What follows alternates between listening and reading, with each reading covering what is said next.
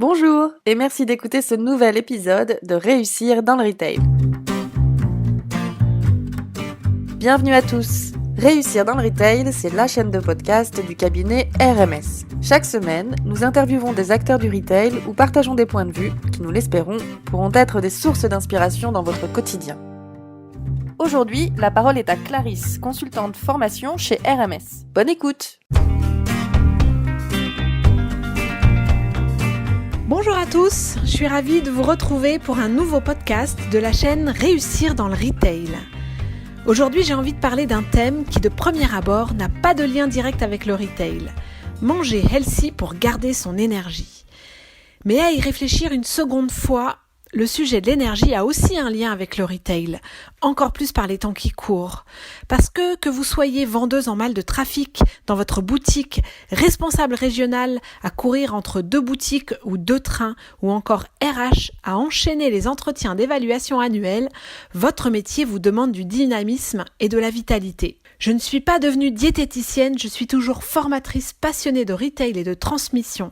Mais aujourd'hui, j'ai envie de partager avec vous des astuces qui m'ont permis de retrouver de l'énergie. Il y a tout juste 1 an, j'ai décidé de changer mon alimentation et de me désintoxiquer du sucre. Ah, le sucre, ce moment douceur de la journée, cette récompense que l'on s'accorde ou ce craquage face à une situation de stress. Le sucre, cette drogue inavouée qui est si tentante et si culpabilisante à la fois.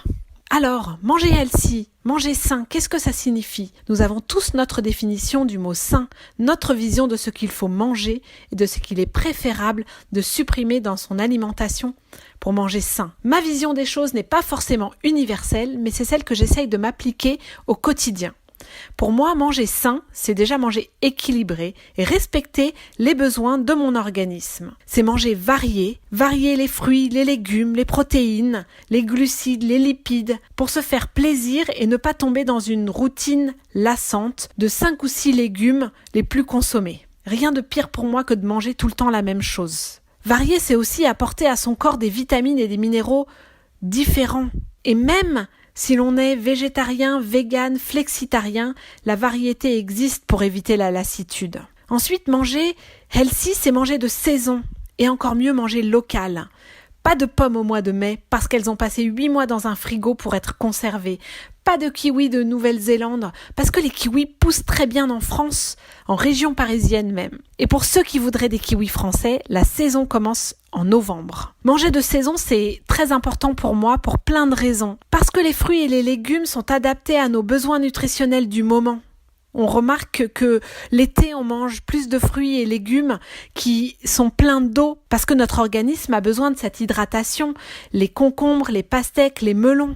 Manger de saison aussi parce que les fruits et les légumes, ils ont plus de goût. Ils ont été cueillis à maturité. Ils n'ont pas passé des semaines au fond d'un cargo à voyager avant d'arriver sur nos étals. En mangeant local, on contribue aussi à faire du bien à la planète. Et ça aussi, c'est important pour moi. Ensuite, manger sain, c'est aussi écouter son corps, ses envies, ses sensations. Savoir quand on a vraiment faim et pas manger à 13h et à 20h parce que c'est l'heure par automatisme. Et adapter son alimentation à son activité physique aussi. Si je fais un footing le week-end, mon petit déjeuner du samedi matin va être un peu plus riche pour avoir de l'énergie jusqu'au bout de ma course. Enfin, dernier point qui est vraiment important pour moi et de plus en plus, c'est manger fait maison. J'adore cuisiner, mais comme beaucoup de femmes actives, comme beaucoup de mamans actives, je ne trouve pas toujours le temps nécessaire. Mais pour répondre à ma dernière résolution de diminuer les produits industriels de mon assiette, cela implique forcément de les cuisiner moi-même. Par exemple, depuis la rentrée de septembre, j'ai décidé de supprimer les biscuits industriels des goûters de mes fils. À eux, les cookies, les cakes, les marbrés, les goûters maison. Tout est question d'organisation.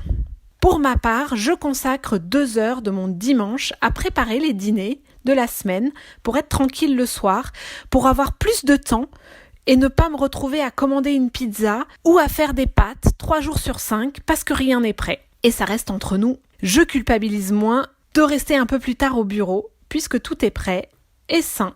Grâce à ça, j'ai trouvé une nouvelle énergie quotidienne qui me sert pour être efficace dans mon métier, productive et dynamique. Mais j'ai pas arrêté de me faire plaisir pour autant. Comme le dit si bien Oscar Wilde, on peut résister à tout sauf à la tentation. Un morceau de fondant au chocolat tout chaud, une pâtisserie de mon chef pâtissier préféré, je sais pas toujours dire non, mais je choisis mes craquages et je les fais rimer avec qualité. Ma philosophie, c'est la règle du 3/21. 3 repas non équilibrés, non healthy sur les 21 repas d'une semaine.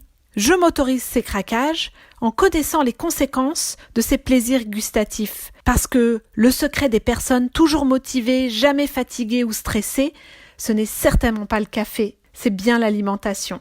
Et c'est pas un mythe, mais une réalité que j'ai testée encore récemment. Un week-end un peu trop sucré, un peu trop riche dans mon alimentation, eh bien mon lundi matin commence au ralenti, sans aucune énergie. On parle plaisir, et ce plaisir je l'ai aussi trouvé dans le fait de mieux manger, de faire plus attention à ce que je donne à mon organisme. Manger sainement, pour moi, c'est pas une contrainte, c'est devenu un réel plaisir.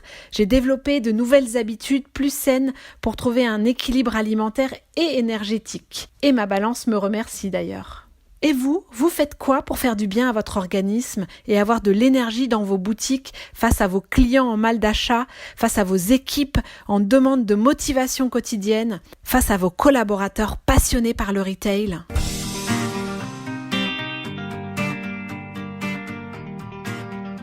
Merci beaucoup pour votre attention.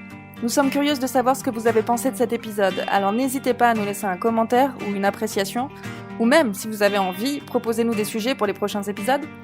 Merci à Aurélia pour la musique de ce podcast. Vous pouvez écouter son sublime album intitulé Blue Inside sur YouTube. Merci encore pour votre écoute et à la semaine prochaine pour un nouvel épisode de Réussir dans le Retail.